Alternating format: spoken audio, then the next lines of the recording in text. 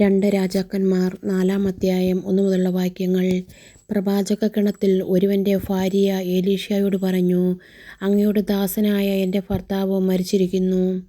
അവൻ കർത്താവിൻ്റെ ഭക്തനായിരുന്നുവെന്ന് അങ്ങേക്കറിയാമല്ലോ. അവന് കടം കൊടുത്തവർ ഇതാ എൻ്റെ കുട്ടികൾ 2 പേരെയും അടിമകളാക്കാൻ വന്നിരിക്കുന്നു. എലീശ അവളോട് പറഞ്ഞു, ഞാൻ നിനക്ക് വേണ്ടി എന്ത് ചെയ്യണം? പറയുക, നിന്റെ വീട്ടിൽ എന്തുണ്ട്? അവൾ പറഞ്ഞു, ഈ ദാസിയുടെ വീട്ടിൽ ഒരു ഭരണി എണ്ണയല്ലാതെ മറ്റൊന്നുമില്ല. അവൻ പറഞ്ഞു, നീ ചെന്ന് അയൽക്കാരിൽ നിന്ന് ഒഴിഞ്ഞ പാത്രങ്ങൾ ധാരാളം ശേഖരിക്കുക. പിന്നെ നീയും നിന്റെ പുത്രന്മാരും അകത്തു കടന്ന് പാത്രങ്ങളിൽ എണ്ണ പകരുക. നിറയുന്നതോ മാറ്റിവെക്കുക. അവൾ വീട്ടിൽ ചെന്ന് പുത്രന്മാരെ അകത്തു വിളിച്ചു വാതിലടച്ചു. അവൾ പകരുകയും അവർ പാത്രങ്ങൾ എടുത്തു കൊടുക്കുകയും ചെയ്തു. പാത്രങ്ങൾ നിറഞ്ഞപ്പോൾ അവൾ പുത്രരോട്, ഇനിയും കൊണ്ടുവരിക എന്ന് പറഞ്ഞു. ഇനി പാത്രങ്ങളില്ലെന്ന് അവൻ പറഞ്ഞപ്പോൾ എണ്ണയുടെ ഒഴുക്ക് നിലച്ചു. അവൾ ദൈവപുരുഷൻ്റെ അടുത്ത് എന്ന് വിവരം അറിയിച്ചപ്പോൾ അവൻ പറഞ്ഞു, പോയി എണ്ണ വിറ്റ് കടം വീട്ടുക. ശേഷിക്കുന്നത് കൊണ്ട് നീയും പുത്രന്മാരും ഉപജീവനം കഴിക്കുക. ഒരിക്കൽ എലീശ ശൂനോമിൽ ചെന്നപ്പോൾ ഒരു ധനിക അവനെ ഭക്ഷണത്തിന് ക്ഷണിച്ചു.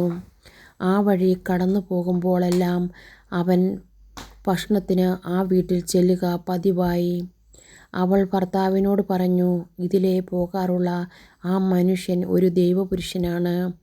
നമുക്ക് മട്ടുപ്പാവിൽ ചെറിയ ഒരു മുറിയുണ്ടാക്കി അതിൽ കിടക്കയും മേശയും കസാരയും വിളക്കും വയ്ക്കാം. വരുമ്പോഴെല്ലാം അവന് അവിടെ വിശ്രമിക്കാമല്ലോ. ഒരിക്കൽ അവൻ അവിടെ വിശ്രമിക്കുകയായിരുന്നു. ശൂനോംകാരിയെ വിളിക്കുവാൻ അവൻ തൻ്റെ ഭൃത്യൻ ഗഹാസിയോട് പറഞ്ഞു. അവൻ വിളിച്ചപ്പോൾ അവൾ വന്ന് മുമ്പിൽ നിന്നു. എലീശ ഭൃത്യരോട് പറഞ്ഞു, അവളോട് പറയുക, നീ ഞങ്ങൾക്ക് വേണ്ടി എത്ര ബുദ്ധിമുട്ടി. ഞങ്ങൾ എന്താണ് നിനക്ക് വേണ്ടി ചെയ്യേണ്ടത്? രാജാവിനോടോ സൈന്യാധിപനോടോ ശുപാർശ ചെയ്യണമോ? അവൾ പറഞ്ഞു, ഞാൻ വസിക്കുന്നത് എൻ്റെ ജനത്തിൻ്റെ കൂടെയാണ്.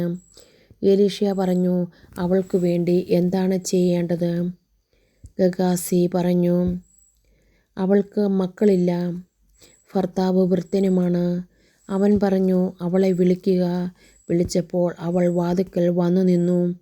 എലീശ പറഞ്ഞു, അടുത്ത വർഷം ഈ സമയത്ത് നീ ഒരു പുത്രനെ താലോലിക്കും. അവൾ പറഞ്ഞു, ഇല്ല ദൈവപുരുഷ, പ്രഭു, ഈ ദാസിയോട് വ്യാജം പറയരുതേ. എലീശ പറഞ്ഞതുപോലെ അവൾ ഗർഭം ധരിച്ചു. അടുത്ത വസന്തത്തിൽ ഏകദേശം ആ സമയത്ത് ഒരു പുത്രനെ പ്രസവിച്ചു.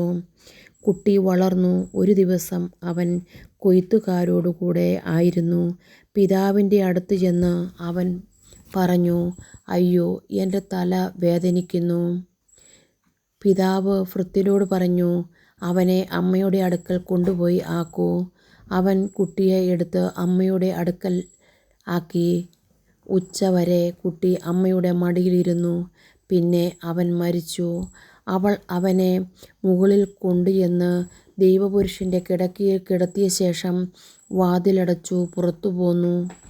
അവൾ ഭർത്താവിനോട് വിളിച്ചു പറഞ്ഞു, ഒരു വേലക്കാരിയെയും കഴുതയെയും ഇങ്ങോട്ടയക്കുക. ഞാൻ വേഗം പോയി ദൈവപുരുഷനെ കണ്ടുവരട്ടെ. അവൻ ചോദിച്ചു, നീ ഇന്ന് അവൻ്റെ അടുത്തേക്ക് പോകുന്നതെന്തിന്? ഇന്ന് അമാവാസ്യയോ സാബത്തോ അല്ലല്ലോ. അവൾ പറഞ്ഞു, നന്മ ഭവിക്കും. കഴുതയ്ക്ക് ജീനിട്ടതിനു ശേഷം അവൾ ഭൃത്യനോട് പറഞ്ഞു, വേഗം ഓടിക്കുക. ഞാൻ പറയാതെ വേഗം കുറയ്ക്കരുത്. അവൾ കർമ്മൽ മലയിൽ ദൈവപുരുഷൻ്റെ അടുത്തെത്തി. അവൾ വരുന്നത് കണ്ടപ്പോൾ അവൻ ഭൃത്യൻ ഗഹാസിയോട് പറഞ്ഞു, അതാ ശൂനോംകാരി. ഓടിച്ചെന്ന് അവളെ സ്വീകരിച്ച്, അവൾക്കും ഭർത്താവിനും കുഞ്ഞിനും സുഖമല്ലേ തന്നെയോ എന്ന് അന്വേഷിക്കുക. സുഖം തന്നെ, അവൾ പറഞ്ഞു. അവൾ മലയിൽ ദൈവപുരുഷൻ്റെ അടുത്തെത്തി അവൻ്റെ പാദങ്ങളിൽ പിടിച്ചു.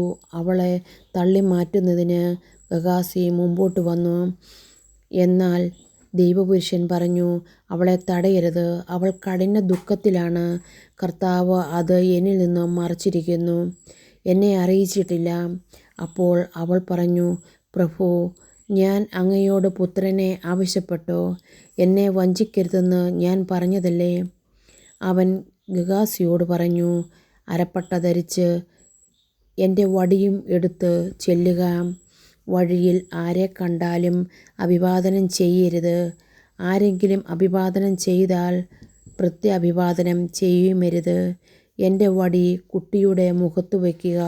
അപ്പോൾ കുട്ടിയുടെ അമ്മ പറഞ്ഞു, കർത്താവിനെയും അങ്ങയെയും സാക്ഷിയാക്കി ഞാൻ പറയുന്നു, ഞാൻ അങ്ങയെ വിട്ടു പോവുകയില്ല.